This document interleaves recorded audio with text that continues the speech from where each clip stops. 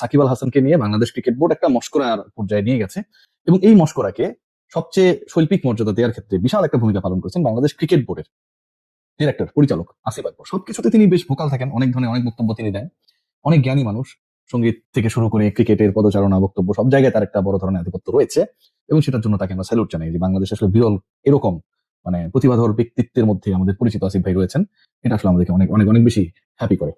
সাকিব আল হাসানকে ফেরানোর ব্যাপারে, সাকিব আল হাসানকে বাংলাদেশের ক্রিকেটে আবার রিস্টোর করানোর ব্যাপারে তার যে চেষ্টা, সেই চেষ্টা আমার কাছে মনে হয় যে সামটাইমস লিলি হুইপশিয়া বডি ওয়াশের থেকেও বেশি, যেটা 72 ঘন্টা পর্যন্ত আপনার শরীরে ময়েশ্চার ধরে রাখবে। কিন্তু সাকিবের জন্য আসিফ আকবরের চেষ্টাটা আমার কাছে মনে হয় নিরন্তর। কিন্তু এন্ড অফ দ্য ডে ধরেন যে আপনি যেই প্রমিসের কথা বলবেন, যে বক্তব্যগুলোর কথা বলবেন, আপনি সেই বক্তব্যের সাথে আপনার কিংবা আপনার ক্রিকেট বোর্ডের যারা এই নীতি নির্ধারণের সাথে জড়িত, এবং নীতি নির্ধারক হিসেবেই তো আপনারা মিডিয়া এসে বক্তব্য দিচ্ছেন, বাংলাদেশের ক্রিকেট নিয়ে যখন আসিফ আকবর এই মুহূর্তে কথা বলছে, কদিন পরপরই কথা বলছে, এবং এখন থেকে 1 বছর আগে তিনি কথা বলতেন না, এই দুইয়ের পার্থক্যটা কি? যে একটা সময় তিনি বাংলাদেশ ক্রিকেটের কেউ ছিলেন না, আর এখন তিনি নীতি নির্ধারকদের একজন। ওই নীতি নির্ধারকদের একজন, নীতি নির্ধারণ যারা করেন, যখন এরকম বক্তব্য দেন যে সাকিব আল হাসানকে বাংলাদেশে ফেরানোর জন্য সকল ধরনের ব্যবস্থা গ্রহণ করেছে বাংলাদেশ ক্রিকেট বোর্ড, তারা সরকারের কাছে আর্জি জানিয়েছে যেন এই ব্যাপারটাকে বিবেচনা করা হয়, বাংলাদেশের ক্রিকেটে সাকিব আল হাসান এখনো রেলেভেন্ট, এবং খালিদ মহিউদ্দিনের টক শোতে গিয়েও আমরা দেখেছি যে সাকিব ভালো না তামিম ভালো, এরকম একটা আলোচনা চেষ্টা করা হয়েছিল যে সেখানটায় হচ্ছে তামিম ছোট সাকিব বড় টাইপের, এই আলোচনাগুলো আসলে পাবলিক জানে সাকিব আল হাসান বাংলাদেশের ইতিহাসেই সেরা স্পোর্টসম্যান। এটা নতুন করে করার আসলে কিছু নেই, কিন্তু সেই আলোচনাটাকে জিয়ে রাখা, সেই আলোচনাটা করার সাথে জড়িত যারা, তারা আপনারা অবাক হলেও ঘটনা সত্য, সাকিবকে ফেরানোর ব্যাপারে কোনো ধরনের আইনি প্রক্রিয়ার মধ্যে যুক্ত না। সাকিব আল হাসানকে ফেরানোর ব্যাপারে আমি রুবেল হোসেন এক্সাম্পল দিতে পারি যে একটা সময় আপনারা জানেন যে 15 ওয়ার্ল্ড কাপের সময়, 2015 ওয়ার্ল্ড কাপের সময় বাংলাদেশ যেখানটায় কোয়ার্টার ফাইনাল খেললো, ইংল্যান্ডকে হারিয়ে দিল, রুবেল হোসেন কি অসাধারণ পারফরম্যান্স। সেই সময়টায় রুবেল তিনি একটা মামলায় ফেসে গিয়েছিলেন এবং then Bangladesh cricket board president Nazmul Hasan Papon and his board they played a very significant role, যেন মামলা সংক্রান্ত ইস্যুস গুলোতে রুবেল হোসেন ভেজালে না পড়েন, তার ট্রাভেল নিয়ে যেন কোনো সমস্যা না থাকে, তিনি যেন বাংলাদেশ দলকে সার্ভিস দিতে পারেন। সাকিব আল হাসানকেও ঠিক একইভাবে, যেহেতু এমন একটা পর্যায়ে গেছে এবং এই মামলা বা এই ব্যাপারগুলো হচ্ছে অনেকটা রাষ্ট্রীয় পর্যায়ে চলে গেছে, রাষ্ট্রীয় মামলা, আপনার সাথে আমার জমি নিয়ে সমস্যা এরকম মামলা না, আপনি আমার পিটাইছেন আমি আপনার থাপড়াইছি এরকম মামলা না। সেই মামলাতে সাকিবের অভিভাবক যে সংস্থা, যে ক্রীড়া ফেডারেশন, বাংলাদেশ ক্রিকেট বোর্ডের বক্তব্যটা হচ্ছে যে আমরা অনেকটাই হচ্ছে উচ্চকণ্ঠ, কিন্তু বাংলাদেশ ক্রিকেট বোর্ডের যে লিগাল টিম, বাংলাদেশ ক্রিকেট বোর্ডের লিগাল টিম এই ব্যাপারে কোনো কিছু জানে না। বাংলাদেশ ক্রিকেট বোর্ডের লিগাল টিমকে টোটালি সাকিব আল হাসানের ইস্যুতে বাংলাদেশ ক্রিকেট বোর্ডের যেই নীতি নির্ধারকরা বিভিন্ন সময় বিভিন্ন মাধ্যমে বক্তব্য রাখছেন, কোনোভাবে ইনভলভ করে নাই।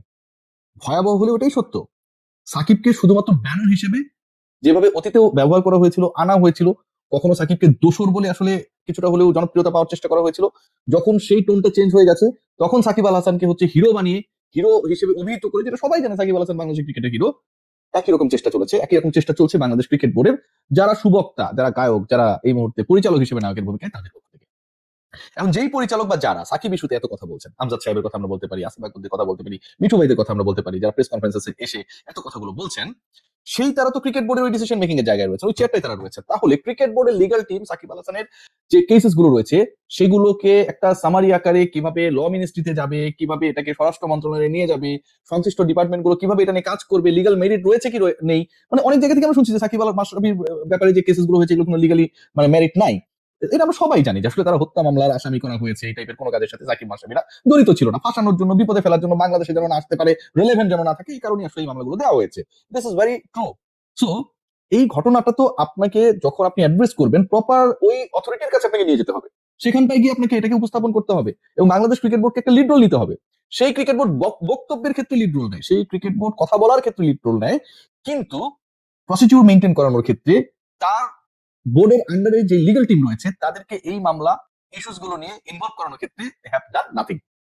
দৈনিক কালের কণ্ঠে নিয়ে একটা রিপোর্ট করেছে এবং কালের কণ্ঠে সেই রিপোর্টটাকে যদি আমি রেফারেন্স হিসেবে ধরি, বাংলাদেশ ক্রিকেট বোর্ড বক্তব্যে যতটা সোচ্চার, তার 1%ও ওই বক্তব্যের এগেনস্টে, ওই বক্তব্যের কে সামনে রেখে যে কাজগুলো করার দরকার ছিল সেটার সাথে তারা ইনভলভ না।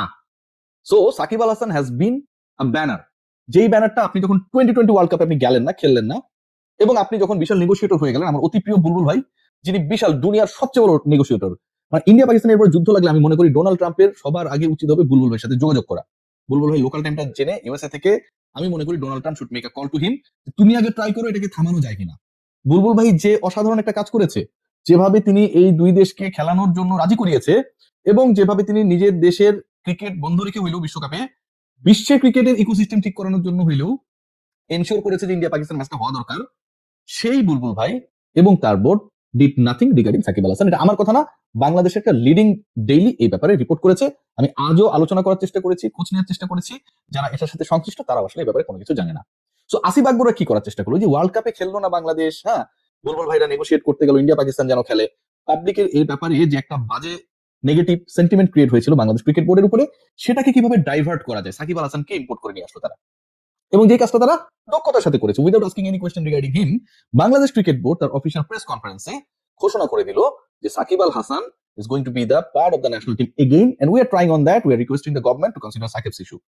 চিন্তা করতে পারেন, আপনি কোনো প্রশ্ন করেননি, তারা উত্তর দিয়ে দিয়েছে। তারা উত্তর দেওয়ার পরে এরপরে তারা যে কোনো বিভিন্ন মিডিয়ার বক্তব্যে আলোচনায় তারা সাকিবের বিষয়গুলোকে আনছে, কিন্তু তারা করছে না কোনো কিছুই। তাদের টিম, তাদের legal team, Bangladesh cricket board formally কোথাও কোনো অ্যাপ্রোচ করে নাই যে সাকিবকে আপনি বাংলাদেশে ফেরানোর ক্ষেত্রে স্টেপ নেন। সাকিবের এই মামলাগুলো ভুয়া, Bangladesh cricket board has not taken any formal step, আবারও বলছি কালের কণ্ঠের রেফারেন্স দিয়ে, রিগার্ডিং সাকিব, যে তাকে বাংলাদেশের ক্রিকেটে রিলেভেন্ট করতে হবে। তাহলে আপনি বক্তব্য দিচ্ছেন কেন? আপনি বক্তব্য দিচ্ছেন আপনাদের ব্যর্থতা ঢাকার জন্য। সাকিব আল হাসানকে যদি আপনি খেলাতে চান, আপনি আপনার লিগাল টিমকে, আপনার ক্রিকেট অপারেশনকে অ্যাক্টিভ করে স্বরাষ্ট্র মন্ত্রণালয়, আইন মন্ত্রণালয় আপনি পার্সু করবেন না, আপনি কোনো কিছুই করছেন না। কিন্তু মাইক্রোফোন ফেলে আপনারা বলে দিচ্ছেন we need Shakib Al Hasan in our national team, and আমরা এটা নিয়ে কাজ করছি। আপনারা কোনো কিছুই করছেন না বক্তব্য দেওয়া ছাড়া, কিন্তু আপনারা দাবি করছেন আপনারা কাজ করছেন, কারণ সাকিবের নামটা বলে আপনাদের ভিউটা ভালো হয়। Quite interesting. Let's see what happen. সাকিবকে নিয়ে বাংলাদেশ ক্রিকেট বোর্ডের ভিউ ব্যবসা ভালোই চলছে।